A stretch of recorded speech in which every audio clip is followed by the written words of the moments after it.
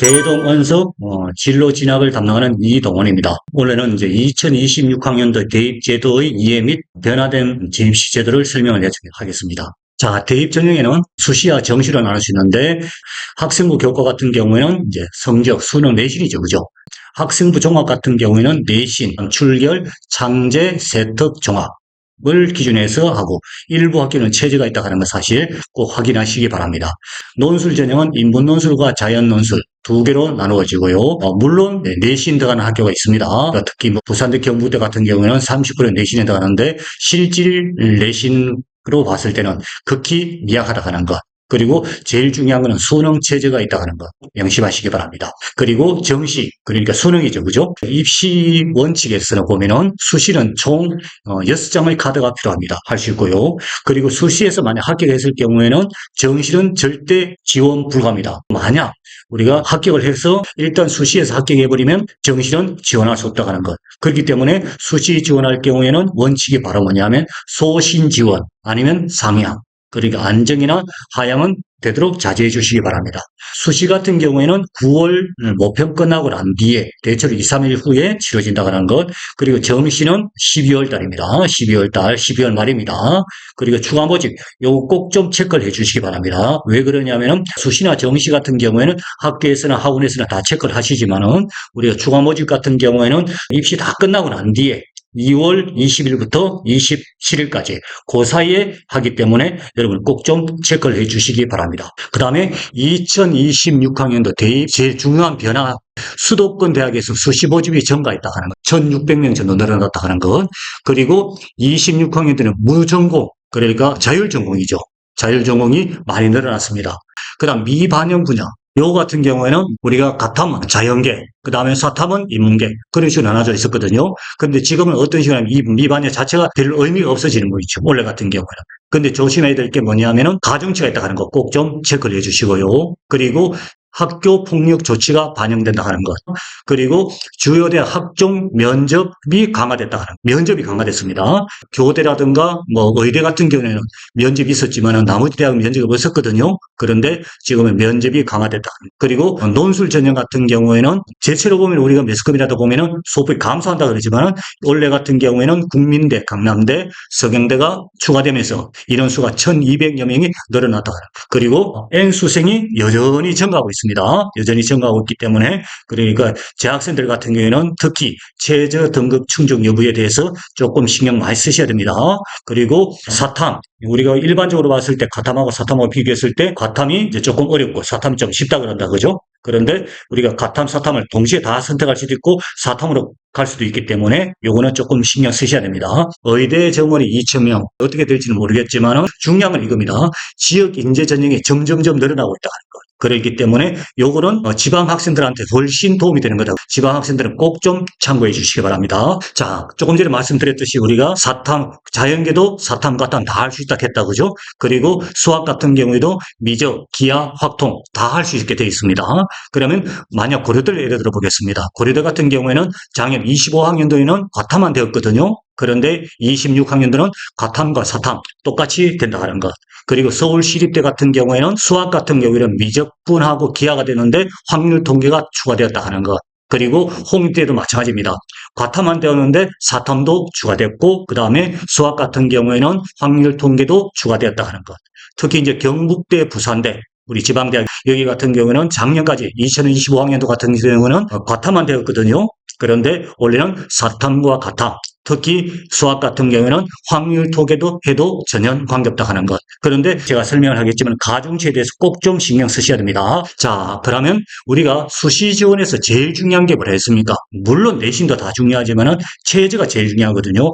그러니까 이 체제를 충족하지 못하면은 지원 자체가 안 되어버리니까. 그죠? 수시를 지원 학생들 같은 경우에는 내신에만 치중하다 보니까 정시는 생각도 안 한다 그러는데 그걸 안 하될 경우에는 최저 충족을 못하는 경우가 많이 생깁니다. 조심하셔야 됩니다.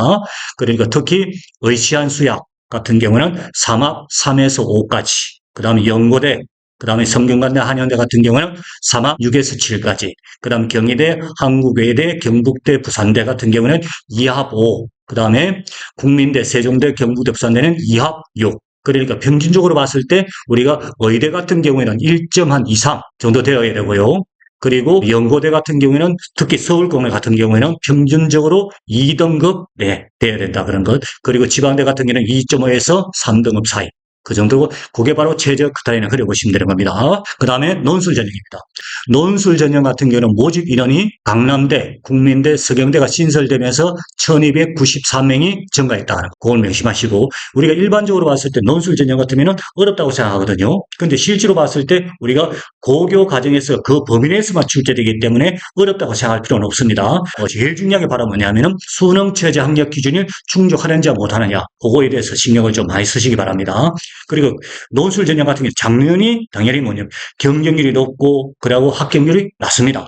그런데 경쟁률이 높으되 단 실질 경쟁률 자체는 낮습니다. 보여드리겠습니다. 자, 논술 전형에서 왔을 때 대체로 보면은 우리가 의대 같은 경우에는 경쟁률이 지금 논술 전형입니다. 점점점 떨어지고 있습니다. 2023년도가 271대 1이었고 그 다음에 258대 1이었고 그 다음에 작년 25학년도는 165대 1이었습니다. 그죠? 점점 떨어지고 있죠. 그죠?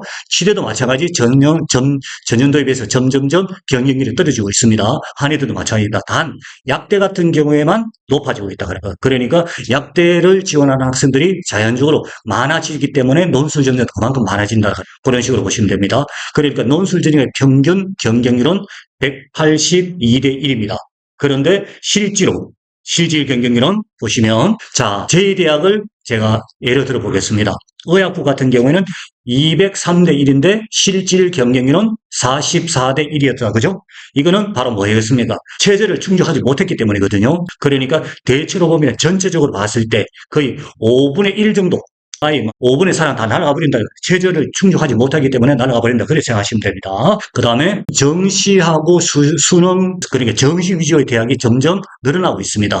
우리가 조금 전에 서울권 같은 경우에는 제가 말씀드렸습니다. 수시가 55점 몇 프로 정도 될 거고 정시가 45%도 왔다 갔다 합니다. 40%. 그런데 수도권 같은 경우에는 수시가 65%, 정시가 34%. 비수도권 같은 경우에는 수시가 89%, 그 다음 정시가 10% 정도. 만약 서울권을 간다 그러면 정시나 수시나 동시에 다 생각해야겠지만은 비수도권 지방대 같은 경우에는 수시에서 승부를 걸어야 된다. 그러니까 정시에 모집하는 인원수가 그만큼 적기 때문에 그걸 조금 신경 써주시기 바랍니다. 자, 그러니까 25학년도하고 26학년도부터는 달라졌다. 그죠? 그러니까 가탐을 하더라도 연계를 갈 수 있고 인문계도 갈 수 있고 그 다음에 사탐을 하더라도 자연계, 인문계 다 지원할 수 있습니다. 그런데 조건이 딱 있습니다. 특히 고려대 같은 경우에는 가산점이 자연계로 갈 때 과탐에 3%의 가산점, 과목당 3%의 가산점을 준다거나 경희대 같은 경우에는 4%의 가산점을 주는 것. 그 다음에 특히 과기대 같은 경우에는 7%의 가산점을 준다 그죠?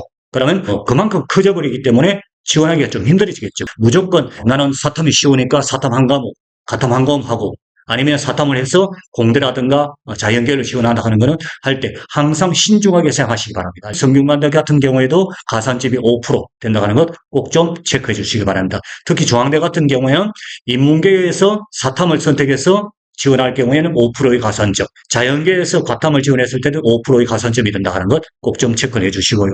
이것으로 해가지고 올 2026학년도 입시에 관련된 사항을 제가 전반적으로 설명을 해드렸습니다. 그러니까 제일 좀 신경 써야 될 게 뭐냐면 가산점에 대해서 꼭 좀 신경 쓰시고 자기가 지원하는 대학에 대해서 어떤 식으로 이루어지는지 꼭 좀 체크를 해주시기 바랍니다. 감사합니다.